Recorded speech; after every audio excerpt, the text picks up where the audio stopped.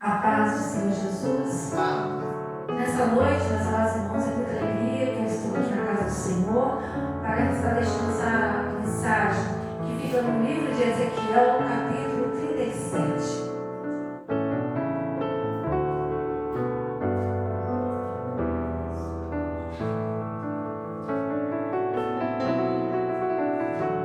Livro de Ezequiel, capítulo 37.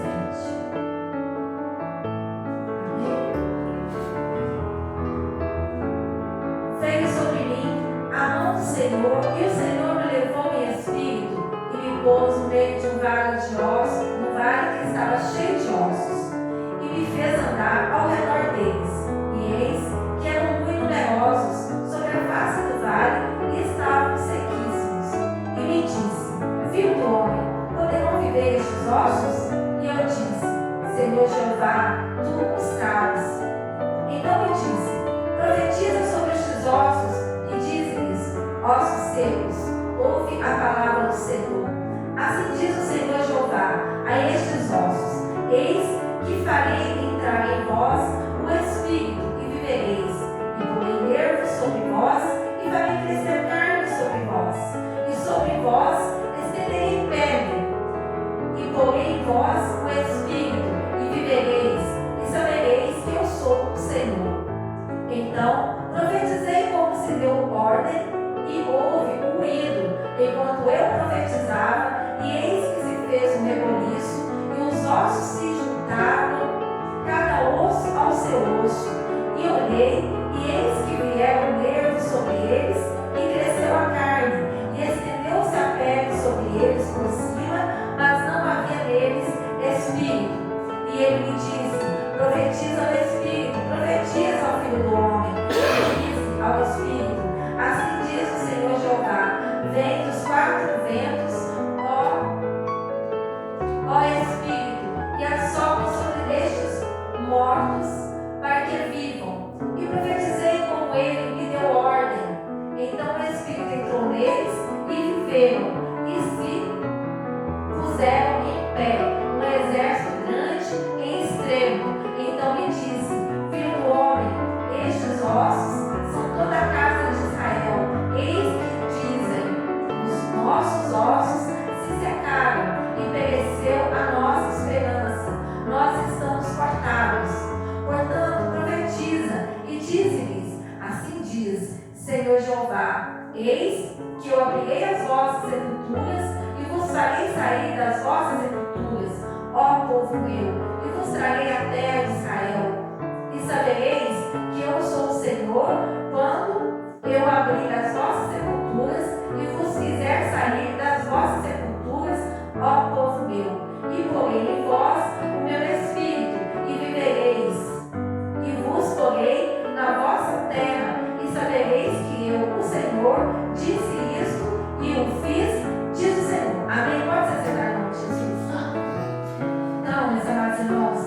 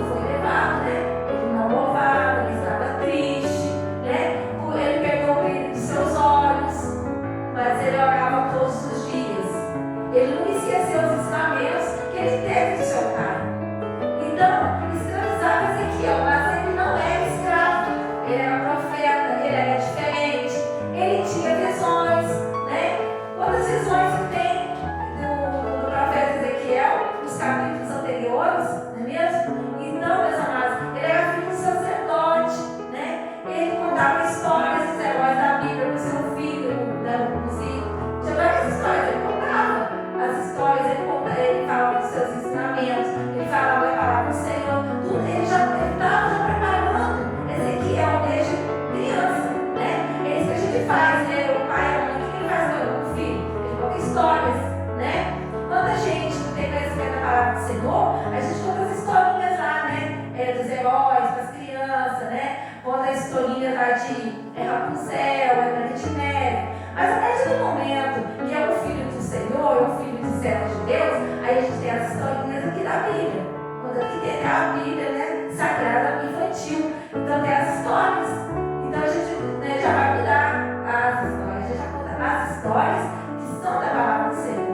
Então, meus amados, os sonhos de Ezequiel, né, foram roubados, né, a cidade de Jerusalém, né, foi queimada, suas casas, os povos, tudo destruído devido à idolatria, né, como eu disse, dos pais, dos avós, do povo. Então, o Senhor ele permitiu que Israel fosse afrontado por Babilônia, porque aquele povo, eles esqueceram, né, eles esqueceram dos ensinamentos do Senhor, eles não queriam seguir os ensinamentos do Senhor, eles não queriam dar obediência ao Senhor. Então, meus amados, mas Ezequiel, ele ouviu, ele tinha raízes, ele ouviu as histórias, ele foi ensinado, tudo foi ensinado para ele. O pai dele, ao contar as histórias, né? O Ezequiel podia estar lembrando, ele estava lembrando, ele podia estar recordando lá atrás, quando ele perdeu tudo, perdeu a família, ele poderia estar recordando as histórias que o pai contou para ele, né? Então, meus amados, foi destruído o povo, mas ele poderia estar lembrando quando o pai fala para ele que houve um homem na terra que aconselhou a Deus. Foi quando Deus quis acabar, liquidar com o povo, e essa pessoa chegou para Deus e falou assim: não, Senhor, você não vai fazer isso, não convém você fazer isso. E daí essa criança perguntava assim para o pai: mas quem vai pagar esse homem? Era Moisés. Porque o povo estava, né? Estava daquele jeito. E Moisés não estava aguentando mais. Ele reclamou para Deus, Deus falou: vou matar esse povo, vou acabar com esse povo. Aí Moisés falou: não, Senhor, não convém. Porque a nação pode. O que eles vão pensar do Senhor? Nossa, o Senhor não tem paciência com o povo dele. Aí hoje Deus fala para Moisés: tem razão. Tá bom, não vou matar mais esse povo, mas fala para esse povo: manda esse povo levantar e marchar. Então, tudo isso foi ensinado para Ezequiel. Então, Ezequiel tem o sangue, né, de um homem, de um profeta, que ele não morreu. Mas quem é esse homem? Foi um homem, foi levado uma carruagem, né, até os céus, o profeta Elias. Então, meus amados, esse menino, que era filho do sacerdote, né, ele conhecia muito bem a vida de um sacerdote. Ele conhecia, ele estava sendo preparado. Como eu disse, né? Ele estava sendo preparado, ele era um homem de Deus, o Senhor é a herança dele, como é a nossa herança. Então, ele estava sendo preparado. Então, meus amados, aqui, ó, esse versículo,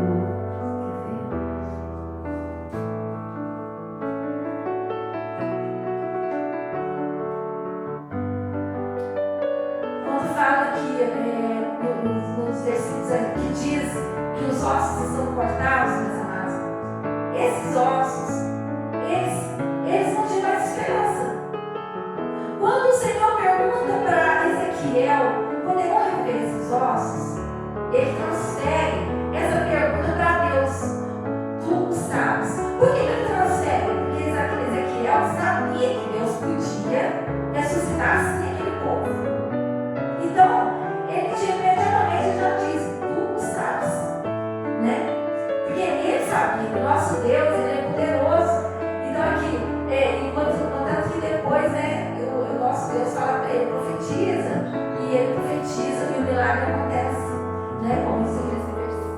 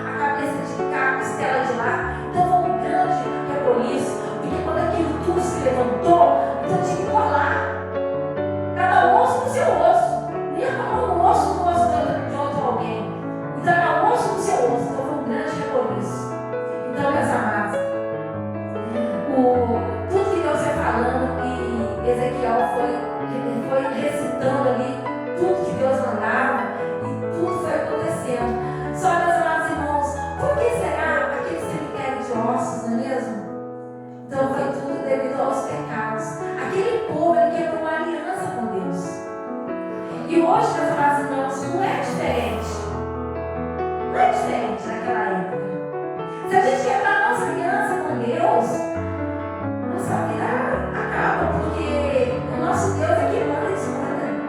Ele falou, está falado. Quando Deus fala, meus amados irmãos, até o diabo obedece, ele tem que obedecer. Então, se nós não somos servos do Senhor, se a gente quebrar a aliança com o Senhor, não dar obediência a Ele, parar de fazer o que é para Ele, a nossa vida ela não vai ter mais sentido. Nós vamos perder a nossa salvação e a nossa vida não vai ter mais sentido. A gente não pode seguir o rumo da nossa vida, seguindo a nossa carne, a Deus dará, não. A gente tem que seguir a vontade do Senhor. Então aquele povo, eles estavam numa sequidão, porque eles desobedeceram ao Senhor, eles se desviaram dos caminhos do Senhor. Após a morte de Saul, Israel foi dividido em Judá e Israel. Foi dividido em duas partes, o reino sul e o reino norte. Então, meus amados, Israel ele foi conquistado pelos assírios. E no caso, Judá seria conquistado pelos babilônios. Então, tudo aquilo ali, aquela sequidão, aquele cemitério de ossos secos, foi devido ao pecado daquele povo. Só que Ezequiel não tinha nada com isso, não é mesmo? Mas, infelizmente, ele teve que ir junto, porque a cidade foi tomada, foi levado cativo. O bom de Ezequiel é que ele não perdeu as raízes, ele não perdeu os ensinamentos, ele não perdeu, ele não se esqueceu de quem ele era. Ele estava em Babilônia, mas Babilônia não estava dentro dele. Então, o Ezequiel, ele orava todos os dias, e o Senhor era com ele. O Senhor mostrava para ele, dava as visões, e depois falava: levanta-te, eu quero falar contigo, levanta-te, eu sou contigo. E onde ele falava. Então, meus amados, essa comparação aqui da sepultura, dos escravos, então, Deus ele ia abrir a sepultura para devolver a chance para aquele povo. Deus, ele dava, abrindo a sepultura, ele dava para poder dar uma nova chance para aqueles ossos secos se levantarem, se constituírem novamente e vai estar na presença do Senhor novamente. É uma segunda chance. O nosso Deus é igual a... Ele dá essa chance para mim, ele dá essa chance para você também.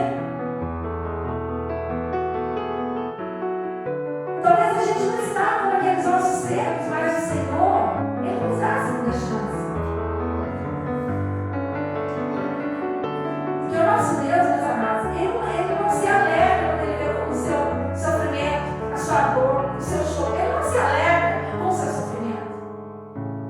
O nosso Deus, muitas das vezes, Ele permite o vento na tua casa, Ele permite a tempestade na tua casa, Ele permite, muitas das vezes, o vale, o deserto, para você, para mim. Para que Ele permite?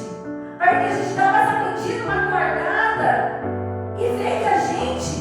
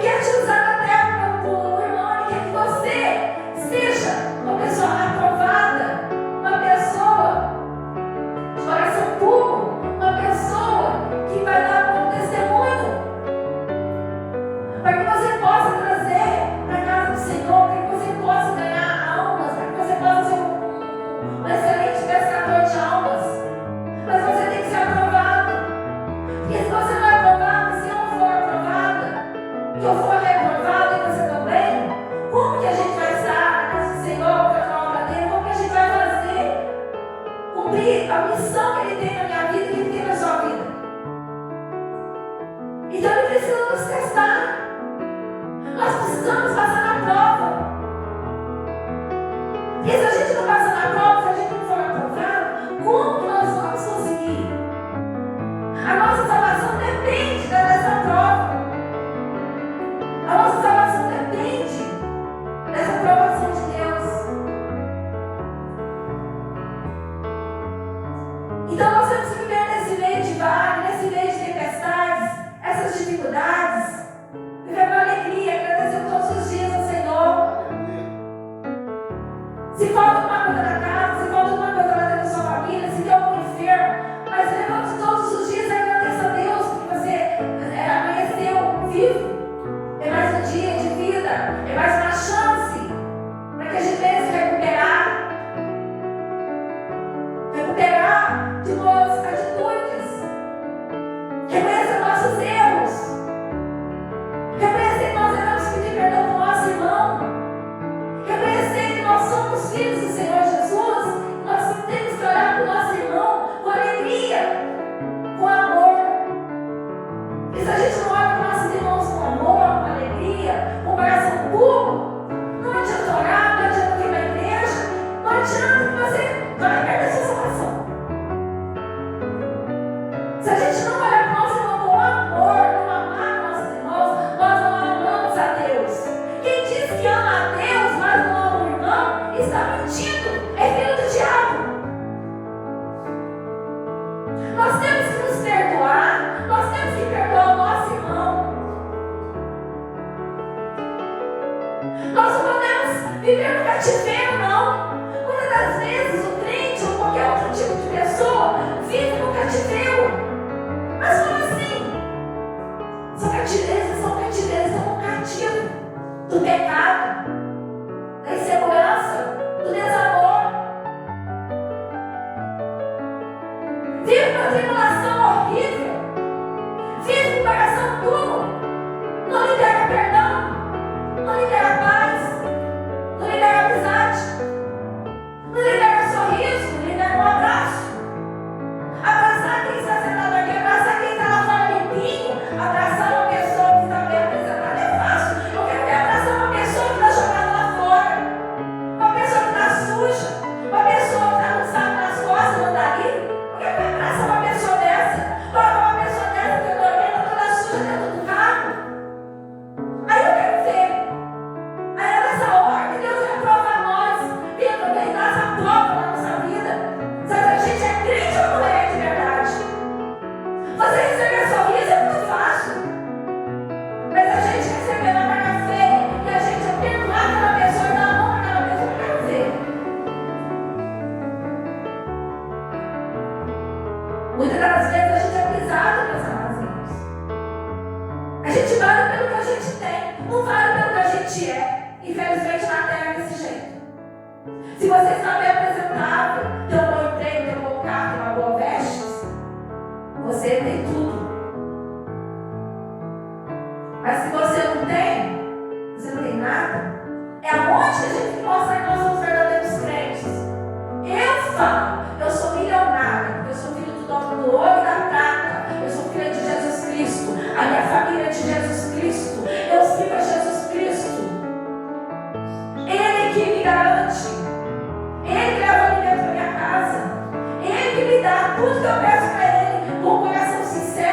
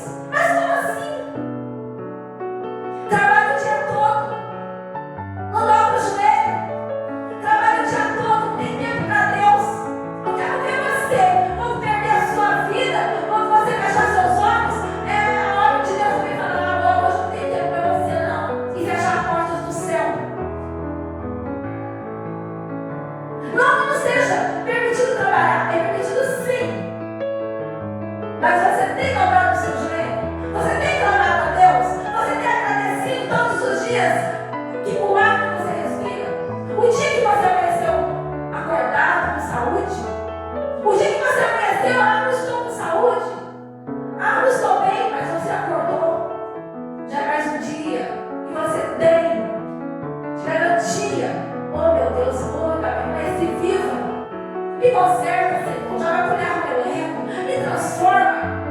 Faz de mim uma ferramenta nas suas mãos. É isso que nós temos que pedir para Deus. E muito mais. Nós temos que pedir para Ele fazer de nós o que Ele quiser fazer. Ser um instrumento na mão dEle. Ele dá ordem para nós, não nós dá ordem para Deus, não. E Ele só vai atender nosso pedido se Ele quiser. Ele não é obrigado, porque Ele não é nosso empregado. Aleluia. Ele não trabalha para nós. Se Ele atender seu pedido, Ele é Deus. Se Ele não atender, Ele continua sendo Deus. Então, meus amados irmãos, Deus lhe permitiu tudo. E Ezequiel